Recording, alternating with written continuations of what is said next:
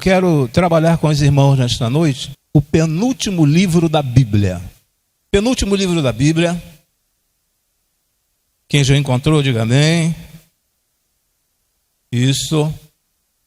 Estava brincando ali com o irmão Antônio e não é pegadinha não, mas convidar os irmãos que abram só na carta de Judas, no 2º capítulo.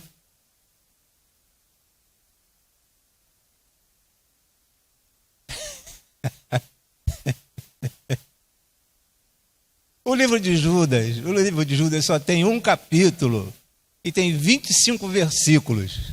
E geralmente alguém fala assim, opa, quando eu fui falar com o irmão Antônio, eu falei com o irmão Antônio o seguinte, como é que pode Judas, após ter feito aquilo tudo com o Senhor Jesus, ainda ficar registrado uma carta, o nome dele?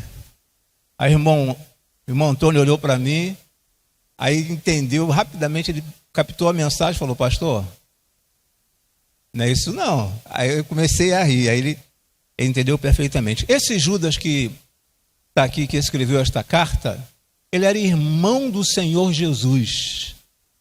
Irmão do Senhor Jesus. E ele começa assim de uma forma muito simples, muito humilde, esta carta. Eu vou pedir ao irmão Antônio que coloque para nós Judas capítulo 1, versículo de número 3. Depois nós estaremos retornando ao início desta carta. Amados, embora eu estivesse muito ansioso por lhe escrever acerca da salvação que compartilhamos, senti que era necessário escrever-lhes, insistindo que batalhassem pela fé, uma vez por todas confiada aos santos. Vamos orar mais uma vez? Senhor nosso Deus e nosso Pai, nós queremos te render graças por tudo quanto tens feito em nossas vidas. Te pedimos, ó Senhor Deus, que esse curto espaço de tempo que estaremos reunidos aqui, ó Senhor Deus, Tu venha nos falar por intermédio do Teu Santo Espírito, ó Senhor, que Ele seja o agente facilitador no nosso entendimento, ó Senhor Deus. Muito obrigado, ó Senhor, pelos Teus servos que aqui já se encontram e por aqueles que estão a caminho da Tua casa, ó Senhor.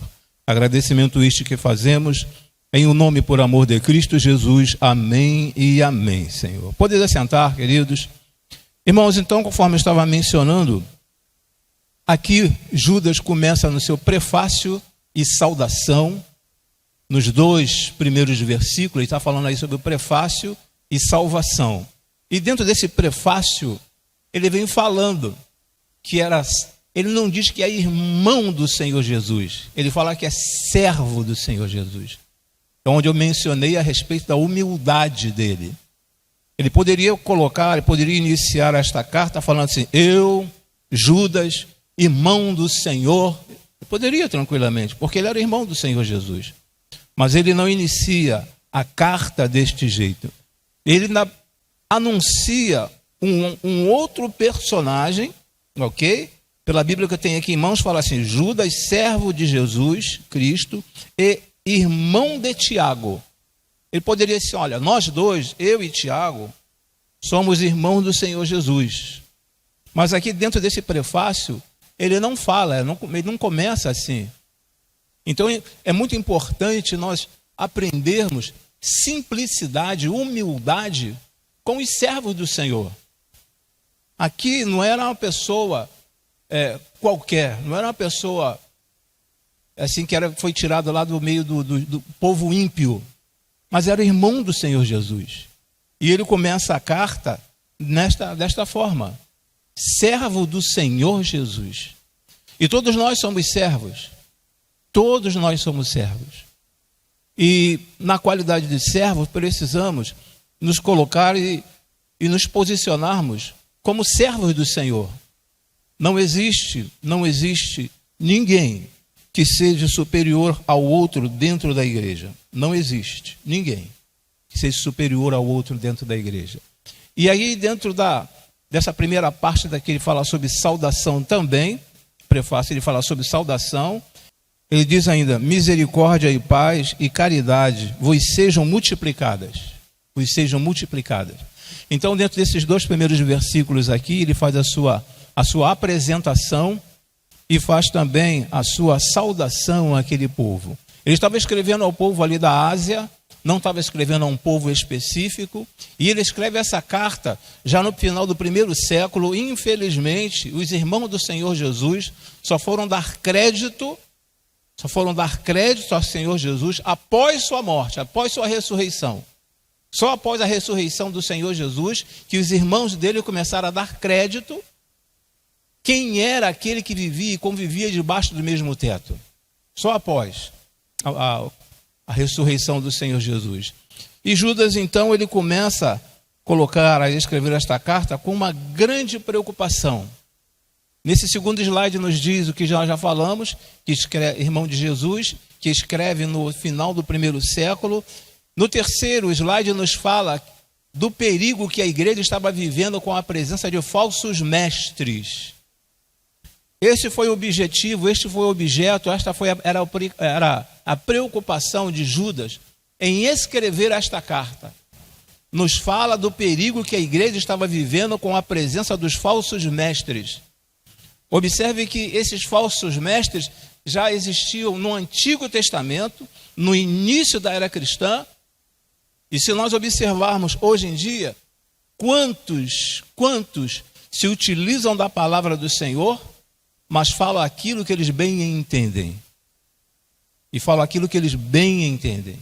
Então, uma das preocupações de Judas é que, sobre os falsos mestres que estavam entrando nas igrejas, já naqueles dias, no final do 1º século, entrando na igreja ou nas igrejas e trazendo dissensões, fazendo divisões, fazendo que os irmãos começassem a crer em uma outra, ou professar uma outra fé, e seguir uma falsa doutrina.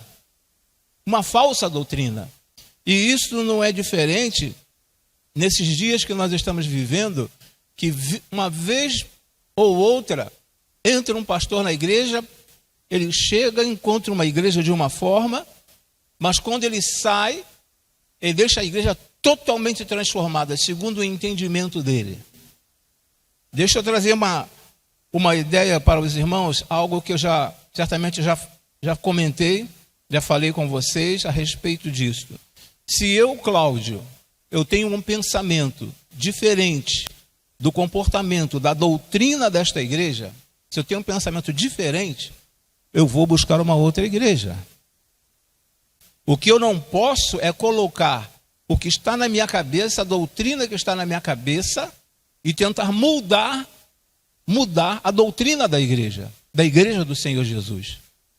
Não tinha como esses falsos mestres, eles chegarem ali e mudar o que os discípulos, o que os apóstolos haviam ensinado. Então era justamente isso que eles estavam fazendo. Eles estavam entrando na igreja, e vamos falar um pouco disso, a respeito disso um pouco mais adiante, do que estava acontecendo naquelas igrejas. Isso faz com que o irmão de Jesus, preocupado, ele toma uma iniciativa. Relendo Judas capítulo 1, versículo 3, nos diz dessa forma: amados, embora eu estivesse muito ansioso por lhe escrever acerca da salvação que compartilhamos, olha só, observem bem, a salvação que compartilhamos, senti que era necessário escrever-lhes, insistindo que batalhassem pela fé, uma vez por todas confiada aos santos. Aqui é uma palavra bem incisiva, uma palavra bem forte, em que Judas está colocando para aquela igreja. Amados, embora estivesse muito ansioso por escrever acerca da salvação que compartilhamos, senti que era necessário escrever-lhe. Então, para ele não bastava apenas ir lá e conversar com as pessoas. Ele falou assim: olha, eu vou escrever, estou escrevendo, estou encaminhando para a igreja de vocês o que está acontecendo em algumas outras igrejas. E vocês precisam estar atentos. E fala, insistindo que batalhassem pela fé, uma vez por todas confiada a quem? Aos santos. Aos santos, quem eram os santos? Eram todos os membros daquela igreja. Quem são os santos aqui dentro? Somos todos nós. A palavra santos, os irmãos sabem perfeitamente, quer dizer separado. E quando ele coloca ali a palavra batalhassem, aquela palavra de batalhar, no original, lá no grego, é agonizar. Já ouviram essa expressão? Fulano está agonizando. Agonizando é quase morrendo. Quase morrendo. Então era uma situação que ele já não estava aguentando mais de ver e de ouvir.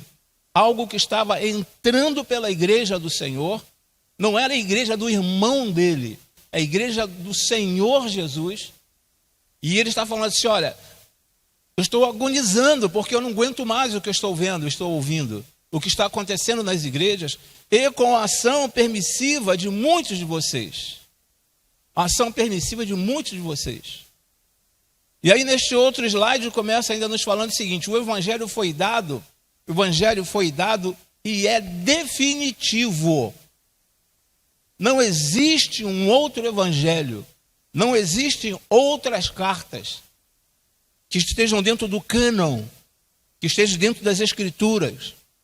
Existem sim os livros apócrifos, mas aqui dentro não existe outro livro. Este evangelho aqui é definitivo. Então o que nós não podemos fazer, aliás, devemos fazer é o seguinte, fuja das falácias.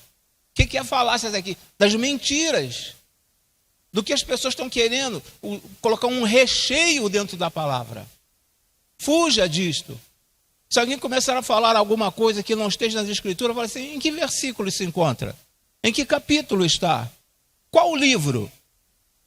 Porque o que nós mais ouvimos por aí, irmãos, são fatos que não estão aqui dentro. Não estão nos evangelhos, não estão no Pentateuco, não estão nos livros históricos, nos livros proféticos. Não estão nos evangelhos, nas cartas. Não estão aqui e as pessoas começam a querer colocar coisas que não estão aqui dentro. Então fuja das falácias, fuja da atualização. Algumas pessoas querem atualizar. Essa atualização aqui, me entendam bem, não é as novas versões que nós temos na Bíblia.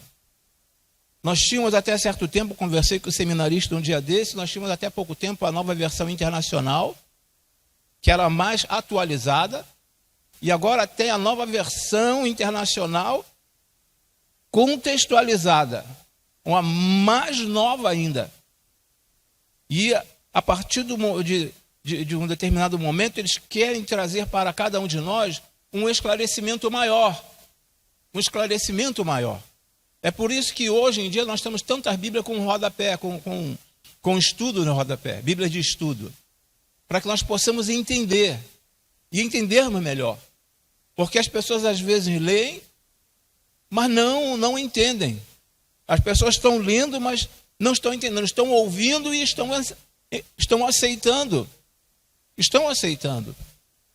Se de repente no início eu começasse a falar aqui, mas Judas, antes de morrer, ele escreveu esta carta, de repente alguns irmãos poderiam falar assim, mas no finalzinho Judas foi um camarada bom. No finalzinho da vida dele, ele foi um camarada bom que escreveu até uma carta.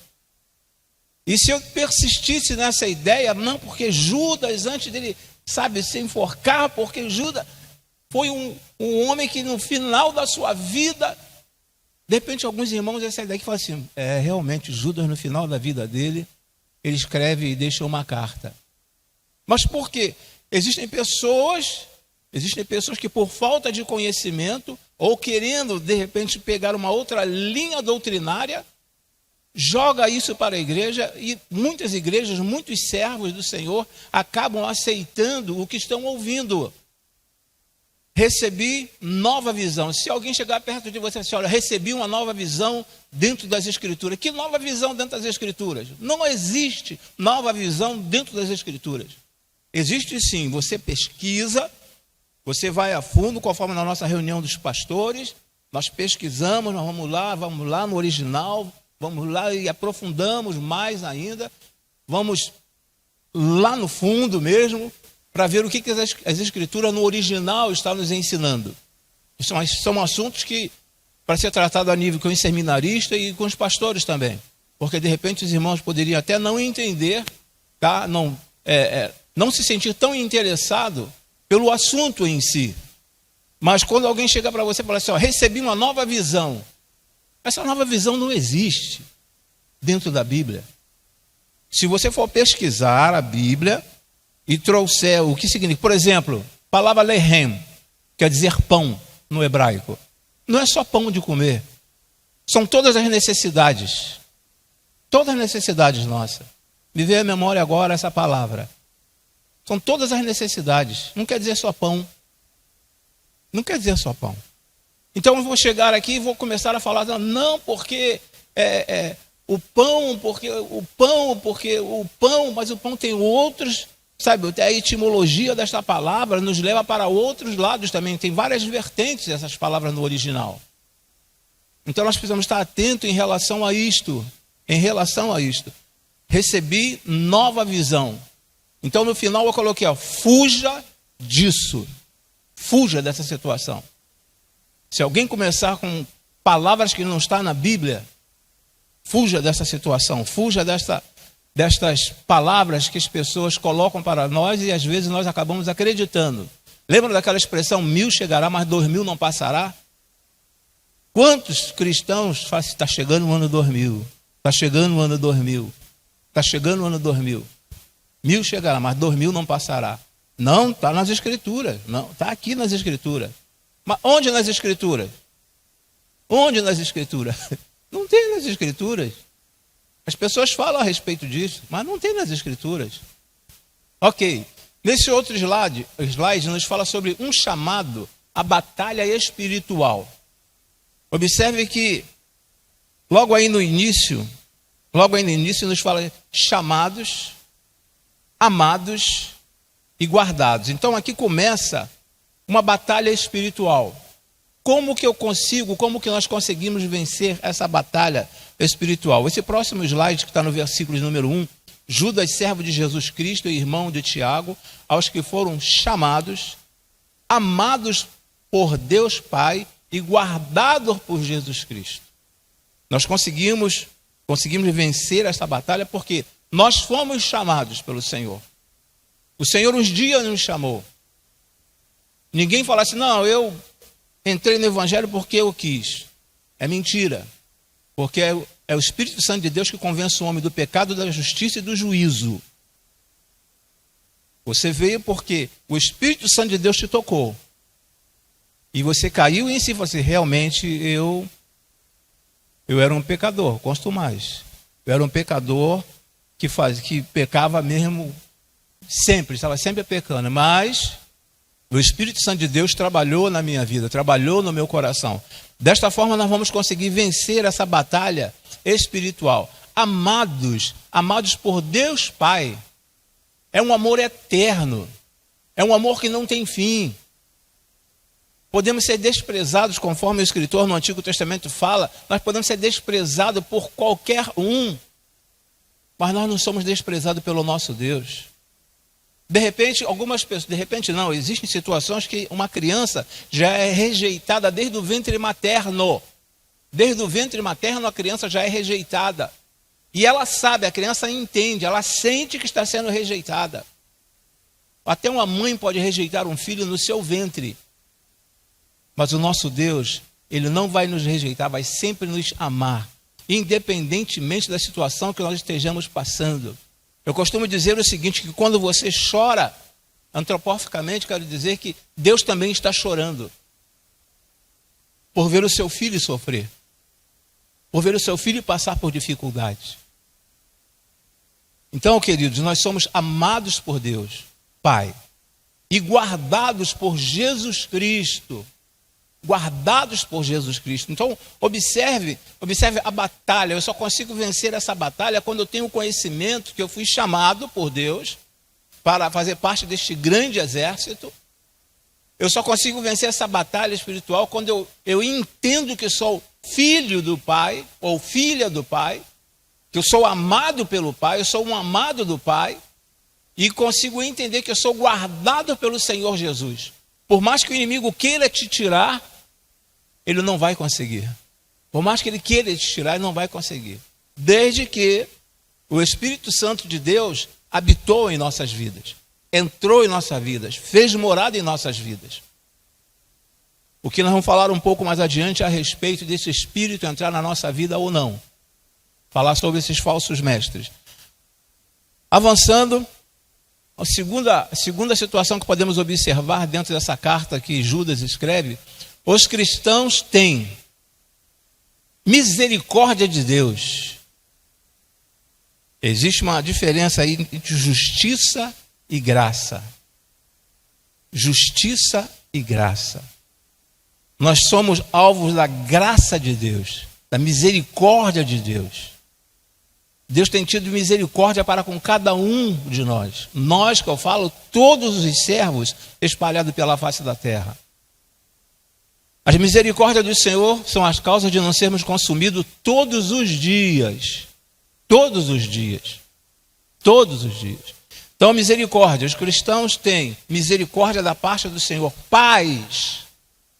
Paz. Por que paz? Porque antes, a palavra nos diz que nós éramos inimigos de Deus. Inimigos de Deus. E é isso que muitas pessoas não entendem, fora do mundo cristão, que elas são inimigas de Deus. Enquanto ela não permitir que o Senhor Jesus venha atuar na vida delas, que o Senhor Jesus venha trazer essa ação salvífica na vida delas, elas são inimigas de Deus. E a terceira situação, o amor. Amor derramado no nosso coração. Então os cristãos têm a misericórdia de Deus, têm a paz de Deus e têm o amor de Deus. Não é pouca coisa não, irmãos. E quantos cristãos vivem reclamando da vida? E tem tudo isso aqui. Isso aqui, essas colocações aqui, não é apenas para meia dúzia de cristãos. Não é para a liderança dos cristãos, de alguma igreja. Não é para alguns que já fizeram a descoberta dos seus dons. Essa misericórdia, a paz e o amor de Deus é para todos aqueles que já aceitaram o Senhor Jesus. Aí eu preciso entender isto, nós precisamos entender isto, para que a nossa vida tome um outro rumo. E era justamente sobre isso que Judas estava falando ao povo daquelas igrejas. Vocês precisam entender a respeito da misericórdia do Pai, vocês precisam entender a respeito da paz que agora vocês têm dentro do coração de vocês. Vocês não são mais inimigos de Deus. Quando vocês fecharem os olhos, vocês irão direto para a presença do Senhor, e o amor derramado no nosso coração, o amor do Pai, que é o amor, o maior amor do mundo, é o amor de Deus. Aquele famoso amor que grande parte dos irmãos conhece, o amor ágape. Em Judas capítulo 1, versículo número 2, diz: misericórdia, paz e amor lhes sejam multiplicadas. É justamente isso que Judas está falando para aqueles servos. Lhes sejam multiplicadas. Ele não está falando assim, mantenham, que esse amor seja mantido, que essa misericórdia seja mantida, que essa paz seja mantida, continue do jeito que vocês estão. Mas ele fala na sua carta, eles sejam multiplicadas. E é justamente isso que nós precisamos fazer. A cada dia mais buscarmos a presença do Senhor, buscarmos intimidade com o Senhor, buscarmos uma comunhão maior com o Senhor. A cada dia pedimos ao Senhor que Ele nos auxilie nestas dificuldades, nessas fragilidades de não entender os propósitos dEle em nossas vidas. De não entendermos, conforme a irmã Beth esteve falando aqui à frente, às vezes nós não entendemos os propósitos de Deus na nossa vida. E se alguma coisa demora a acontecer, se alguma bênção, se alguma promessa demora a chegar, nós já começamos a questionar Deus. Conforme Asaf, conforme Abacuque, nós já começamos a questionar Deus, irmãos. Então, Judas, ele coloca aqui para o povo daquela igreja que a misericórdia, a paz e amor lhes sejam multiplicadas. E eu digo a vocês também nesta noite que seja multiplicado no coração de cada um de vocês, de cada um de nós, a partir daqui da frente. Que essa misericórdia, essa paz, esse amor seja multiplicado a partir daqui, até no último banco. Pedimos sempre ao Senhor: Senhor, ajude o teu servo, Senhor, tenha misericórdia do teu servo. Nesse outro slide nos diz o seguinte: o objeto da carta, os inimigos do Evangelho. Os inimigos do Evangelho. Quem eram os inimigos do Evangelho? Os falsos mestres. Os falsos mestres.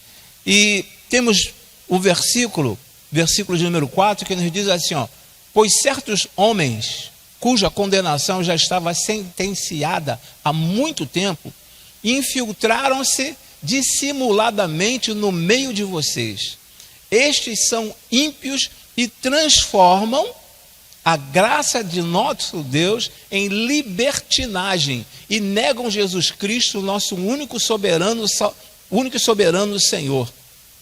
Observe, irmãos, que quando Judas escreve aquela igreja, está falando assim, ó: pois certos homens, cuja condenação já estava sentenciada há muito tempo, infiltraram-se dissimuladamente no meio de vocês. Estes são ímpios e transformam a graça de Deus em libertinagem e negam Jesus Cristo, nosso único soberano e Senhor. Irmãos, o que aqueles falsos mestres estavam fazendo nas igrejas? Hoje em dia está sendo assim, quase que comum a mídia colocar dentro das nossas famílias, vou começar pelas famílias, algumas coisas, algumas ideias que eles acham que é o correto. E alguns pais começam a absorver essas informações, pegar essas informações, introspectar essas informações e acabam aceitando dentro de suas casas. E uma vez que eu aceito dentro da minha casa, eu acabo trazendo para a igreja também. Se meu filho tem alguma dificuldade, eu falo: deixa o menino, sabe, isso é uma opção dele. Fala com a esposa, eu falo com o esposo, é uma opção do menino, deixa ele. Então deixa o menino do jeito que está, aí acaba trazendo para dentro da igreja. E dependendo da liderança, a liderança também vai aceitar. E nós devemos ter como base a palavra do Senhor. A palavra do Senhor que fala mais alto. Aqui dentro das igrejas. E a palavra do Senhor. Não é: você já foi jovem, você já fez tantas coisas erradas. Você agora está querendo ser a pessoa durona. Deixa o menino, deixa a menina. Não é deixar a menina, não é deixar o menino. Aquele grupo de pessoas, daquele grupo de homens, aqueles líderes que estavam entrando, aqueles falsos mestres, eles entravam sorrateiramente, entravam devagar nas igrejas, sem que ninguém percebesse. E é fácil erguer um dos braços e falar assim: olha, eu aceito Jesus, e ter assim uma boa dicção, ter uma boa, uma facilidade enorme de persuadir as pessoas, tem uma facilidade muito grande, e você acaba aceitando aquela pessoa dentro da igreja, e por aquela pessoa ser boa, ter uma boa dicção, ser uma pessoa que fala fácil, aí acabamos dando um cargo para essa pessoa dentro da igreja. E ao darmos um cargo para essas pessoas dentro da igreja, elas começam a colocar dentro das classes da escola bíblica dominical, ou até se tiver oportunidade de vir pregar, de vir aqui à frente, começar a falar algumas coisas que não condiz com a Bíblia. E não condiz com a Bíblia. Então tudo começa em casa. Se eu aceito em casa, eu vou trazer para dentro da igreja. E se quem estiver aqui à frente falar alguma coisa contra o que aquela pessoa está fazendo, mas o pastor está pegando no pé da minha família, o pastor está pegando no pé do meu filho. Se chega aqui à frente e fala assim: olha, não é bom, desagrada ao Senhor Deus, que o cristão fume, que o cristão vá para uma balada, que um cristão beba, e tem um hábito de estar sempre bebendo. E se de repente no nosso meio tem algum filho de cristão que é membro da igreja, que bebe, que fuma, que vai para a balada, aí aquela família vai achar que o pastor está indo contra aquela família. Mas dentro da visão desses falsos mestres, é proibido proibir. Podia-se fazer tudo dentro da igreja. Tudo dentro da igreja. Vamos falar um pouco mais adiante sobre este assunto. Mas era proibido proibir. Porque já estavam começando a se moldar, a ficar assim do jeito. Eu não sei quantas pessoas já leram aquele livro, A Rã na Chaleira. É um livro muito bom que fala sobre a rã na chaleira. É um livro fantástico, vale a pena ler esse livro. Que a rã você coloca, segundo o autor, você coloca a rã dentro de uma chaleira e coloca essa chaleira no fogo. E na medida que a água vai esquentando, a rã não sai daquela chaleira. Ela acaba morrendo ali dentro. Acaba morrendo cozida ali dentro. Porque vai se acostumando, vai ficando ali, ficando, e acaba morrendo. Então, trazendo para a nossa realidade, às vezes nós permitimos que algumas coisas aconteçam na igreja, e só por ser filho do irmão A, da irmã B, da irmã C, da irmã D, e achamos que não vamos mexer com essa pessoa, não, deixa essa pessoa. Não, porque lá fora estão falando, a mídia está colocando que é desse jeito lá fora, para as famílias que quiserem, mas para a família cristã, nós precisamos manter o que Deus, que o Senhor nos ensina através da palavra dele. Os princípios da família. Os princípios da família. E aqueles falsos mestres estavam levando para dentro das igrejas pensamentos, entendimento deles, tentando desviar daquilo que eles aprenderam com os apóstolos. Pois bem, aí nós começamos a ver o seguinte, a palavra dissimulado. A palavra dissimulado, alguém que entra com disfarce, parece ser, mas não é, se mistura. A pessoa que tem uma certa facilidade de verbalização, de verbalizar, de falar em público, ela consegue se infiltrar, se misturar de tal forma que você acaba dando crédito àquela pessoa, porque ela fala bonito. Nossa, como aquela irmã fala bonito. Como que aquele irmão, aquela irmã, ela usa a palavra de uma tal maneira. De repente o que ela está falando, nós estamos assim, igual o camaleão, só balançando a cabeça, concordando com o que aquele irmão e aquela irmã está falando. Mas esses falsos mestres, ou esses falsos líderes, eles têm a facilidade de entrar no nosso meio. Tem uma facilidade muito grande. E a igreja visível não consegue perceber isto. Quando eu falo igreja visível, somos nós não percebemos isso. Mas Deus, Ele consegue perceber, Ele consegue ver. Mas a igreja, às vezes, se deixa levar por alguns ensinamentos, algumas doutrinas falsas, e acha bonito, e permite que aquilo vá crescendo, se avolumando cada vez mais dentro da igreja. Daqui a pouco a igreja está toda ao contrário, irmãos. Está toda ao contrário. Virada de cabeça para baixo. Já conversei com alguns líderes da igreja e falei o seguinte, que eu quero entregar esta igreja da mesma forma como eu encontrei. Uma igreja que trabalhe mais, então vamos agir nesta área que a igreja trabalhe mais. Uma igreja que busque mais o Senhor, vamos trabalhar para que os irmãos busquem mais o Senhor. Uma igreja que os irmãos procurem ter uma intimidade maior com o Senhor, vamos trabalhar para que os irmãos tenham intimidade maior com o Senhor. Mas jamais querer mudar a doutrina da igreja. Jamais querer mudar a doutrina da igreja. Porque foi um compromisso que eu assumi com a igreja. Então, eu não tenho direito, nenhum líder tem o direito de entrar na igreja e começar a colocar outras coisas, incutir outras mensagens na cabeça de cada um de nós. São inimigos da graça. A graça nos liberta. Esses líderes, esses falsos líderes, eles são inimigos da graça. E a graça nos liberta. Nós somos libertos pelo sangue de Cristo. Mas infelizmente existem muitas pessoas que pela graça acham que estão assim, já foram alcançados pela graça, mas ainda se encontram prisioneiros. Ainda são prisioneiros. Pensam que foram alcançados pela graça, mas ainda são prisioneiros. Prisioneiros nos seus vícios, prisioneiros nas suas ações. Não foram libertos ainda da mentira. Não foram libertos de muitas coisas. Então são inimigos da graça. Aqueles falsos mestres, eles eram inimigos da graça. Tudo pode.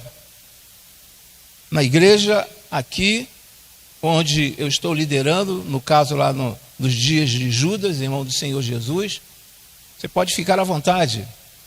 Você pode fazer o que você quiser. Uma outra, eles são inimigos também, e a palavra do Senhor nos fala sobre libertinagem. Sobre libertinagem. Eles não eram inimigos da libertinagem, eles eram inimigos da graça. A libertinagem era tudo de ruim que poderia acontecer, tudo de ruim quanto um ser humano poderia fazer. No entendimento deles era normal, mas isso estava fazendo com que Judas viesse a agonizar, a quase morrer, porque aquela não era a igreja que o Senhor Jesus havia deixado. Aquela não foi a igreja que os apóstolos do Senhor Jesus haviam deixado. E agora chegam aqueles homens, aqueles falsos mestres, e acham que a libertinagem é uma coisa normal dentro da igreja. Libertinagem é coisa normal dentro da igreja. Falei, eu creio, na semana passada, semana retrasada, não lembro bem, que hoje em dia é praticamente que normal a namorada dormir na casa do namorado e o namorado dormir na casa da namorada, mas não é um lá em cima e outro aqui embaixo, não. É dormir dentro do mesmo quarto e na mesma cama. Então isso é libertinagem. Será que existe a aprovação do nosso Deus? Não existe a aprovação do nosso Deus. Isso é fornicação, irmão. E o nosso Deus é totalmente contra. Então eles são inimigos da graça. Porque a graça, ela nos liberta de todas essas coisas. Mas segundo o entendimento deles, eles poderiam fazer de tudo dentro da igreja. De tudo que eles quisessem, eles poderiam fazer dentro da igreja. De acordo com aqueles falsos mestres. Não com os líderes que ali já se encontravam. Porque geralmente as pessoas que têm uma facilidade de falar, elas conseguem às vezes até mudar o entendimento do pastor da igreja, dependendo do pastor, consegue até mudar o entendimento do pastor em relação ao que está escrito aqui na Bíblia. Dependendo do pastor.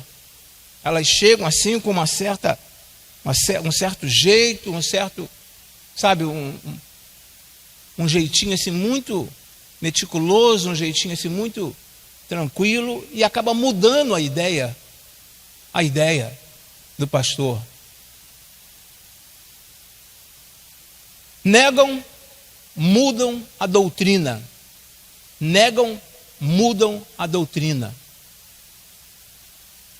Cada igreja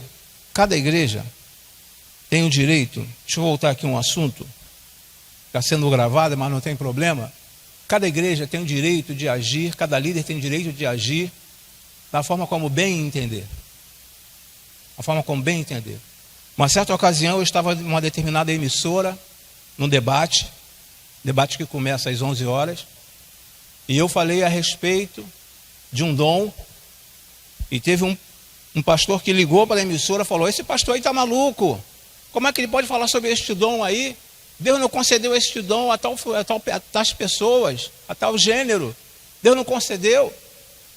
Aí acabou que mais tarde, a esposa dele veio a ser pastora. Eu não estou dizendo que aqui nós nunca teremos pastora, eu não estou falando isso. Mas eu não encontro embasamento bíblico, não encontro embasamento aqui na palavra do Senhor para isso. Encontrei uma juíza, e assim mesmo ela não quis ir sozinha, ela não quis a honra para ela.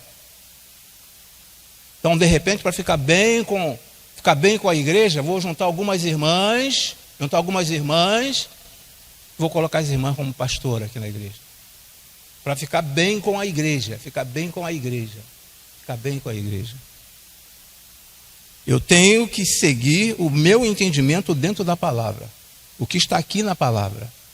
Negam, mudam a doutrina. Agora, cada igreja pensa de sua maneira, cada um pensa da forma como bem entender. Se eu sou um apóstolo, a minha esposa não vai ser apostila. Se eu fosse um apóstolo, minha esposa não ia ser uma apostila. Não é porque eu sou pastor que a minha esposa tem que ser pastora. E embora ela tenha seminário, embora ela seja formada, poderia tranquilamente, olha, eu vou pedir a ordenação da minha esposa, porque é seminarista há mais de 15 anos, formada, bacharel em teologia há mais de 15 anos. Poderia tranquilamente, mas não é porque eu sou pastor que vou trazer a minha esposa como pastora. Não é porque eu sou bispo, vou trazer minha esposa como bispa. Não é porque eu sou apóstolo, vou trazer minha esposa como apostila. Eu tenho que estar ligado no que a Bíblia diz, que a Bíblia me ensina, que a Bíblia nos mostra. É lógico que nós temos a liberdade de pensar, de entender da forma como nós queremos. E ai de nós, pastores, se não fossem as nossas esposas. Ai de nós, pastores, se não fossem as nossas esposas. Porque eu costumo dizer que às vezes 60% ou 70% do ministério pastoral está no ombro das nossas esposas, porque elas conseguem ver as coisas mais longe do que nós homens. Elas conseguem visualizar, captar assim, olha, mais longe, mais distante do que nós homens. Então elas ajudem muito. Mas não é por causa disso que vou trazer para o meu lado. Negam e mudam a doutrina. No que você crê, você faz. Vou para uma faculdade, estou lá naquela faculdade, e as pessoas começam a incultar na minha mente, colocar na minha cabeça, eu acabo crendo naquilo que aquelas pessoas estão falando. E uma vez que eu acabo crendo naquilo que aquelas pessoas estão falando, eu acabo trazendo para dentro da igreja. Então, no que você crê, você faz. É normal? Ideologia de gênero? É normal. Eu vou achando tão normal essa situação, que eu acabo praticando isso aí. Porque às vezes nos deixamos levar pelo que as pessoas estão falando, irmãos. Eu me adapto à situação que eu estou vivendo. E uma vez que eu me adapto, eu arrumo até briga, porque a minha visão é a respeito disso aqui. Eu creio nisso aqui. Mas crê nisso, mas não crê na palavra de Deus. Não foi assim que Deus ensinou. Não foi desta forma que Deus ensinou. Negam e mudam a doutrina. No que você crê, você faz. Você acaba fazendo. Às vezes fazendo até coisas erradas, mas acaba fazendo. Então nós precisamos ter muito cuidado em relação aos nossos filhos. O que nossos filhos estão aprendendo na escola? Vez por outra, mexe lá, vê lá no notebook do seu filho, vai lá no celular do seu filho, dá uma observada, vê quem ele está seguindo, vê como que quem ele está tomando como referência para a vida dele, vê quem ele está adorando, veja quem ele está adorando. Temos que ter muito cuidado. Deixa o garoto. Não é deixar o garoto não, irmão. É trazer para dentro da palavra. Não é obrigar, mas mostrar a verdade. Não é falar, filho, fique à vontade, faça o que você quiser, que você bem entender. Fique, mas porque enquanto ele estiver debaixo do seu teto, você tem responsabilidade sobre a vida dele. Depois que ele casar, ele lhe deve obrigação ainda, satisfação ainda. Lhe deve satisfação. Não é porque eu casei que agora eu não vou dar satisfação ao meu pai e minha mãe. Eu devo satisfação ao meu pai e à minha mãe. A Bíblia nos diz que honra teu pai e tua mãe, para que se prolongue os seus dias na face da terra e tudo te vá bem. Tudo. Então, se está sob os meus cuidados ainda debaixo do mesmo teto, eu preciso ter essa orientação, tem uma orientação bíblica de ensinar o menino. Não é apenas lá em Provérbios 22, 6, salvo engano, ensine o menino que o caminho que deva andar, né? Não é só aqui nesse provérbio, mas em todas as situações. Eu preciso orientar o meu filho, eu tenho que ter cuidado com o que o meu filho está fazendo. Não é deixa o menino e ele, isso aqui é meu, E você que está pagando a luz, é você que está pagando a internet, é você que está fazendo compra dentro de casa. E ele pega aquilo ali e fala, não, isso aqui é particular meu, isso aqui é particular meu. É lógico que nós precisamos respeitar os nossos filhos, mas não existe esse negócio de aqui dentro eu faço o que eu bem entendo. Te deve obrigação, te deve satisfação, irmãos. Eu sei que parece até que nós estamos fugindo um pouco do assunto, mas não é. Era justamente isso que estava acontecendo lá naquela igreja, naquelas igrejas, quando Judas escreve aquele povo, para termos mais cuidado, mais cuidado. O que a igreja vai fazer? Aí uma pergunta, o que a igreja vai fazer? Aí vem o versículo número 3, lendo novamente. Amados, embora estivesse muito ansioso por lhe escrever acerca da salvação que compartilhamos, senti que era necessário escrever-lhes insistindo que batalhasse pela fé uma vez por todas, confiada aos santos. Então foi confiado a nós. O que a igreja vai fazer? Se o Senhor confiou a cada um de nós a continuidade ou a continuação desta sã doutrina, se Ele confiou a cada um de nós, nós não podemos deixar por conta de outras pessoas, deixar por conta do pastor da igreja, deixar por conta da professora da escola bíblica dominical, das tias que tomam conta das crianças. Tem que começar em casa. Precisa começar em casa. Pela fé, uma vez por todas, confiada aos santos. Aos santos. Você não é santo só aqui dentro da igreja, você não é separado somente aqui dentro da igreja. A terceira situação que podemos observar, que está no versículo de número 5, aí entra 3 fases, versículo 5, versículo 6 e versículo 7, vamos parar no versículo de número 7 hoje. Embora vocês já tenham conhecimento de tudo isso, quero lembrar-lhes que o Senhor libertou um povo do Egito, mas posteriormente destruiu os que não creram. Vamos falar um pouco a respeito disto. Versículo de número 6. E aos anjos que não conservaram suas posições de autoridade, mas abandonaram sua própria morada, Ele os tem guardado em trevas, preso com correntes eternas, para o juízo do grande dia. E por último, versículo de número 7. De modo semelhante a estes, Sodoma e Gomorra e as cidades em redor se entregaram à imoralidade e às relações sexuais antinaturais, estando sob o castigo do fogo eterno. Elas servem de exemplo. Vamos pegar ponto por ponto no versículo de número 5. Israel, eles não creram, conforme nós lemos lá no versículo de número 5. Por não crerem, eles passaram 40 anos no deserto.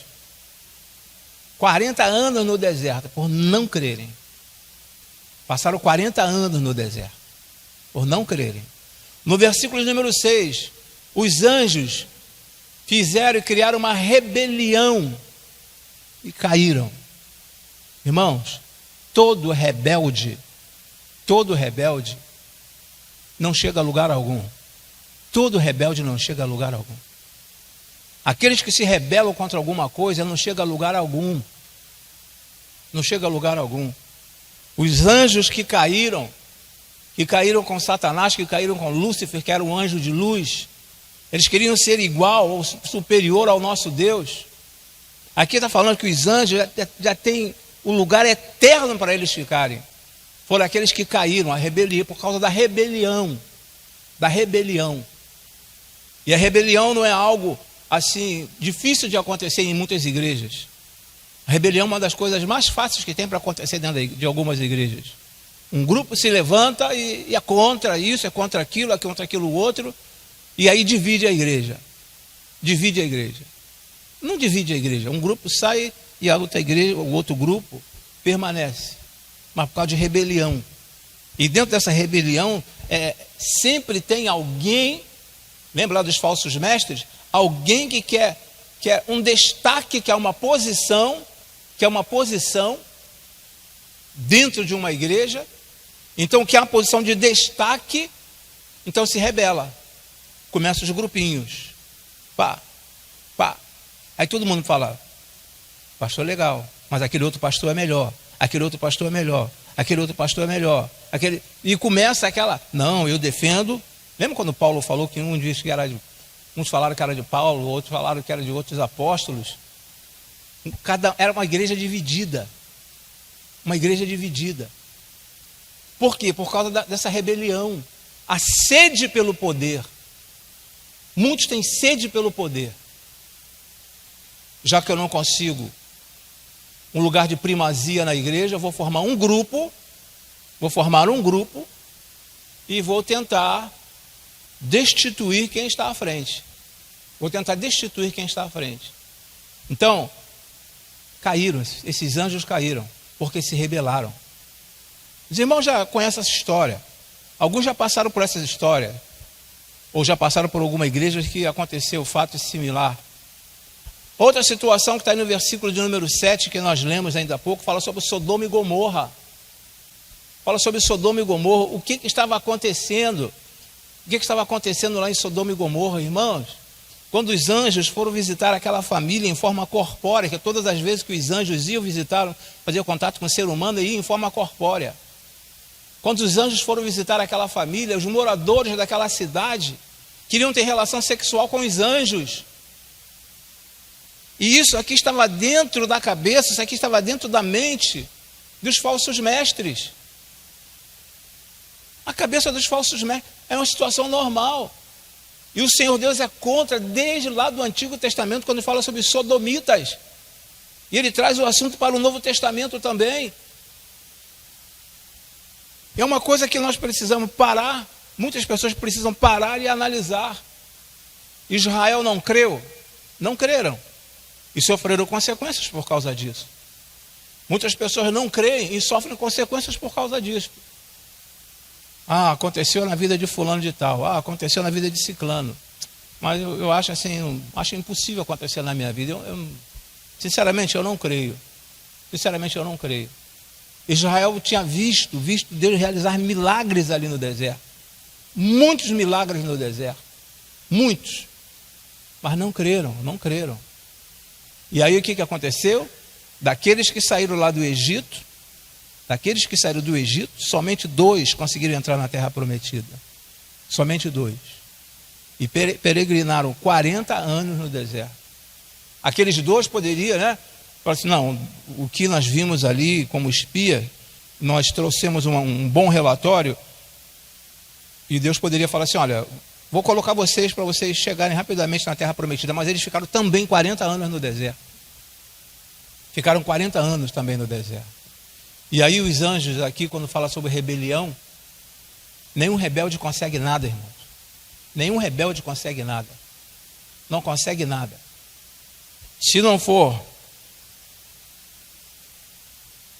a asa não for cortada pela liderança da igreja, Deus corta a asa. Isso é certo. Se não for cortado pela liderança da igreja, Deus corta a asa. Sodoma e Gomorra. Fechando aqui, esse é o último slide. Aqueles falsos mestres, eles achavam que o que eles faziam ali, naquela cidade, era algo normal. Pasme, meus irmãos, que muitos hoje em dia já estão achando normal o que o mundo está querendo incutir na nossa mente e colocar dentro da igreja. Achando que é normal.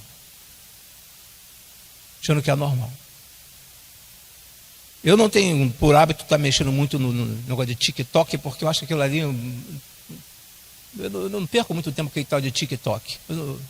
É TikTok o nome, né? Eu não perco muito tempo, porque ali você vê cada coisa, cada situação ali, cada coisa horrível que tu vê ali. E aquilo ali, aos poucos, vai entrando na sua mente, sabe? Aos poucos vai entrando na sua mente. Você até ri daquela situação. Não estou falando de uma situação assim, de uma piada, não. Estou falando de situação que você vê ali. Uma situação que você, aos poucos, aquilo vai entrando na sua mente. Daqui a pouco você está fazendo a mesma coisa. Então, quando Judas escreve esta sua carta e fala sobre a nossa vitória, fala que nós temos condições de vencermos estes falsos mestres, nós temos condições. Basta estarmos atentos. O que nós estamos ouvindo. Não é sempre estava lá, vou falar alguma coisa aqui, alguns irmãos falam, amém. Eu falo alguma coisa, o irmão fala amém. É analisar primeiro antes de falar amém. Com o tempo eu vou trazer um estudo falando sobre o amém. O que significa o amém? O que significa o amém? Lá no original. O que significa? Porque às vezes é normal, né? O pastor fala alguma coisa, irmãos, amém, amém. Então precisamos ter muito cuidado mesmo. Se o Senhor Deus permitir, na próxima semana daremos continuidade a partir do versículo 8. Mas esta era a preocupação de Judas ao escrever esta carta. Agora, fechando, é impressionante, porque está até conversando com o irmão que Judas foi irmão do Senhor Jesus. Mas quantas pessoas você conhece com o nome de Judas? Ficou estigmatizado, né? Pelo que o apóstolo fez, ficou estigmatizado e ninguém coloca o nome do filho de Judas. E Judas foi irmão do Senhor Jesus.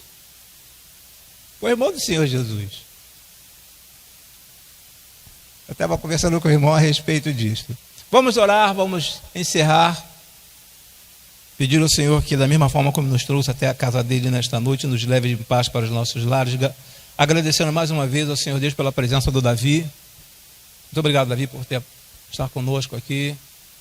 Tá? Vamos orar. Pai querido de infinita misericórdia, te rendemos graças pela leitura da tua palavra e que o teu servo Judas venha nos ensinar, ó Senhor Deus. Muito obrigado pela tua palavra, pelo teu imenso amor por cada um de nós. Sabemos, ó Senhor Deus, que tens dado a liberdade a cada uma pessoa de pensar da maneira como queira, ó Senhor Deus. Mas sempre temos e colhemos as consequências, ó Senhor. Nós te agradecemos e te pedimos que a cada dia nos dê entendimento naquilo que iremos falar, naquilo que iremos fazer, ó Senhor. Nós te agradecemos e te suplicamos, em nome e por amor de Cristo Jesus, nos leve em paz para os nossos lares. Amém e amém, Senhor.